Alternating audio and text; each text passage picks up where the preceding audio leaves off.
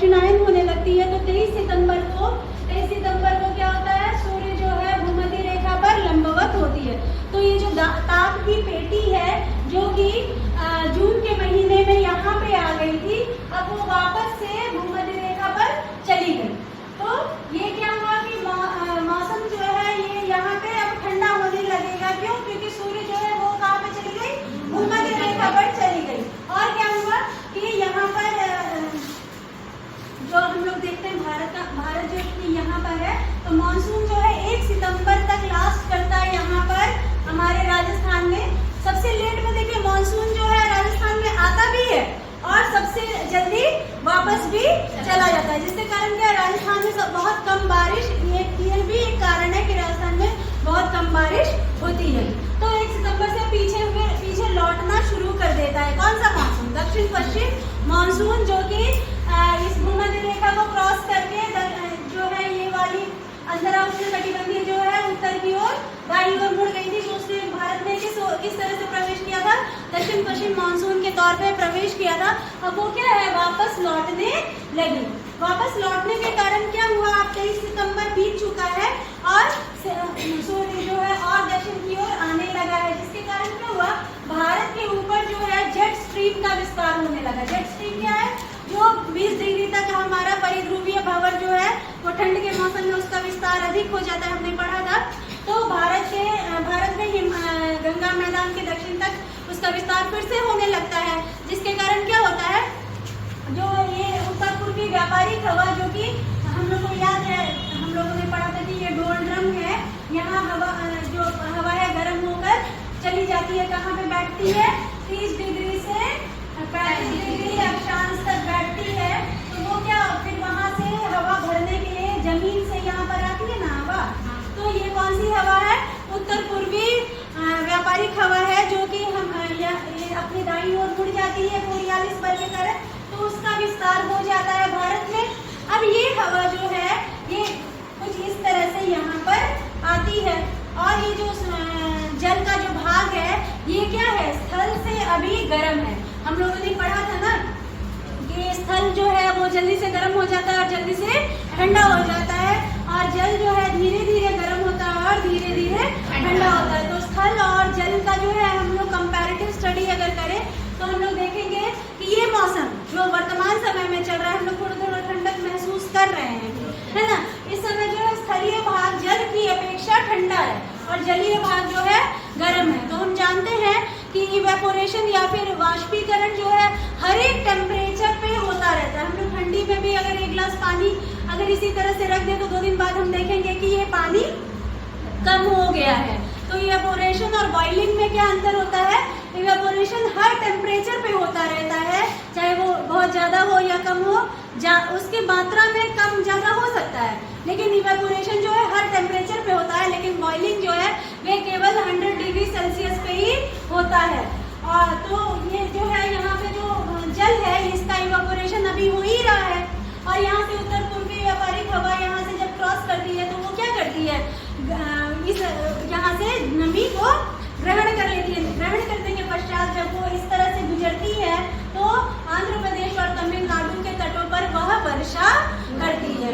तो ये ठंडी के मौसम में जो आंध्र प्रदेश और तमिलनाडु के तटों पर जो वर्षा होती है वो इसी कारण से होती है। भारत में इस ओर यहाँ पर प्रतिचक्रवातीय दशा आ जाती है और यहाँ पर चक्रवातीय दशा होती है। यहाँ पे प्रतिचक्रवातीय दशा क्यों होती है, क्योंकि जेट स्ट्रीम का आगमन हो चुका है, यहाँ पर सूर्य भी दक्षिणायन हो चुका है। तो ये सारा फैक्टर मिलकर क्या करता है, भारत के इस भाग में, थार के मरुस्थल वाले भाग में कौन सी दशा पैदा करता है, प्रतिचक्रवातीय दशा पैदा करता है, जिसके कारण यहाँ पे मौसम क्या होता है, शांत हो जाता है।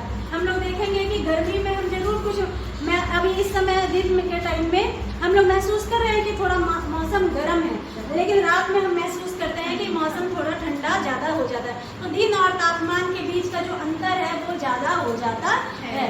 वो यही अक्टूबर का महीना चल रहा है ना, ये लौटता हुआ मानसून का ही समय है। और हम लोग न्यूज़पेपर में एक और चीज़ पढ़ रहे हैं कि उड़ीसा के तटों में तट पर दाना नाम के एक चक्रवाती तूफान ने दस्तक दी है। 35 आज मैंने पेपर पढ़ा, 35,000 लोग जो है इससे प्रभावित हुए हैं। तो ये जो चक्रवातीय तूफान है जो कि बंगाल की खाड़ी में इसी समय पैदा होते हैं, इसका कोई ये नियम नहीं है कि क्यों पैदा होते हैं, मतलब आज तक ये कोई पता नहीं कर पाया ये क्यों पैदा होते हैं, लेकिन कुछ जानकारी है जिसके कारण ये समझ में आता है कि ये इसलिए पैदा होते हैं। सबसे पहले तो चक्रवातीय तूफान को पैदा होने के लिए बहुत बड़ा सा महासागरीय भाग होना चाहिए। हम लोग जान रहे हैं कि स्थल की अपेक्षा ये भाग अभी क्या है, गर्म है ना, और क्या होना चाहिए, और इसकी उत्पत्ति हमेशा महासागर में होती है। ठीक है, चक्रवातीय तूफान जो इस समय उड़ीसा के तट पर दाना नाम का दस्तक दिया है, उसने उसका क्या है कि वो जो है महासागर में ही पैदा होगा। और इसका ऊर्ध्वाधर मतलब कि ये जो लंबवत जो है टेम्परेचर है वो अंतर होना चाहिए। मान लीजिए कि यहाँ पे मौसम क्या है, गर्म है ना, तो ऊपर जो है वो ठंडा होगा, तभी इस प्रकार के चक्रवातीय तूफान जो है वो पैदा होंगे। 9000 मीटर तक इसमें क्या होना चाहिए, प्रति चक्रवातीय दशा होना चाहिए। मतलब कि प्रति चक्रवातीय दशा कब पैदा होती है, जब मध्य में प्रेशर क्या होगा, हाई होगा, तभी चक्रवातीय दशा। और हाई कब होगा, जब मौसम ठंडा होगा। तो 9000 मीटर तक कैसी दशा होनी चाहिए, 9000 मीटर पे प्रति चक्रवातीय दशा होनी चाहिए, और नीचे कैसी दशा होनी चाहिए, चक्रवातीय दशा होनी चाहिए, मतलब कि लो होनी चाहिए, तभी इस प्रकार का तूफान जो पैदा होता है। और क्या होता है कि ये 8 डिग्री नॉर्थ से 25 डिग्री नॉर्थ के बीच में ही पैदा होता है। मतलब कि ये चक्रवातीय तूफान है कहाँ से कहाँ होगा, 8 डिग्री से 25 डिग्री नॉर्थ में ही पैदा होता है। तो भारत तो जो देखिए 8 डिग्री 4 मिनट साउथ से लेकर हमारा 25 डिग्री को भी क्रॉस कर जाता है। तो इसका मतलब है कि ये जो एरिया है ये इसके लिए एकदम उत्तम दशा है चक्रवाती तूफान के पैदा होने के लिए।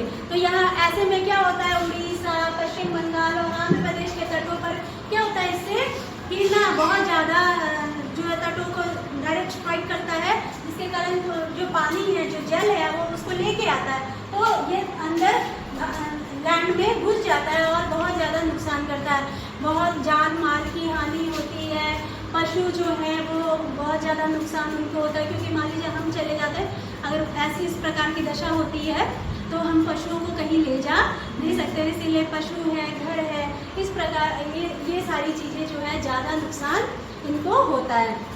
एक साल तो ऐसा हुआ था कि पूरा मौसम विभाग जो है एकदम क्लियर था कि तूफान जो है ये तमिलनाडु के तट पर को स्ट्राइक करेगा, पूरा निगरानी हो रही थी, लेकिन अचानक से देखा गया कि वो 90 डिग्री मुड़ गया, है ना। हमको पता है कि ये स्ट्राइक करेगा तमिलनाडु के तट पे, तो हम लोग यहाँ पे पूरा तैयारी बना के रखे, मान लीजिए हम जाने की बाढ़ आने वाला है तो हम लोग क्या करेंगे, उसकी तैयारी कर लेंगे। तो तैयारी तमिलनाडु के तटों पर थी, लेकिन अचानक से तूफान क्या है 90 डिग्री के अंश पे मुड़ गया और इसने आंध्र प्रदेश के तट पर भारी तबाही मचाई थी। एक साल यही तूफान, यही चक्रवाती तूफान जो है अक्टूबर नवंबर के महीने में, जो कि वर्तमान समय में दाना के नाम से जाना गया है, मतलब हर साल इसका नाम बदल दिया जाता है। तो अक्सर करके लोग पूछते हैं कि ये जो चक्रवात या तूफान आते हैं इसका नाम महिलाओं के नाम से ही क्यों होता है। अच्छा तुम लोग देखोगे ना तो तूफान का नाम ना महिला के, ऐसा लगेगा कि कोई लड़की का नाम हो या किसी महिला का, लेकिन इस बार हम लोग देखेंगे कि इसका नाम क्या है, दाना है। दाना से प्रतीत होता है कि हो सकता है ये पुरुष का नाम है। ये तो मजाक की बात हो गई, ये तो लोग एज्यूम ऐसे ही करते हैं, ये तो भूगोलविद जो है वो कुछ समझते हैं तभी उसका नाम इस प्रकार से पड़ता है। तो इस प्रकार से लौटती हुई मानसून जो है उससे भारत में जो है आंध्र प्रदेश और तमिलनाडु के तट पे वर्षा होती है। 1 दिसंबर तक मानसून जो दक्षिण पश्चिम मानसून है वो पूरी तरीके से भारत से हट जाता है। 15 दिसंबर तक यह श्रीलंका में पहुंच जाता है और पूरे उत्तर भारत में जो है कड़ाके की ठंड उसके बाद पड़ती है। जेट स्ट्रीम का बहुत अच्छे से विस्तार हो जाता है और शरद काल के बारे में हम लोगों ने पढ़ा ही था कि पश्चिमी विक्षोभ के कारण यहाँ पे शरद काल में किस प्रकार से वर्षा होती है। तो इस प्रकार से मेरी समझ से आप लोग अच्छे से समझ चुके होंगे लौटते हुए मानसून का क्या इफेक्ट होता है भारत।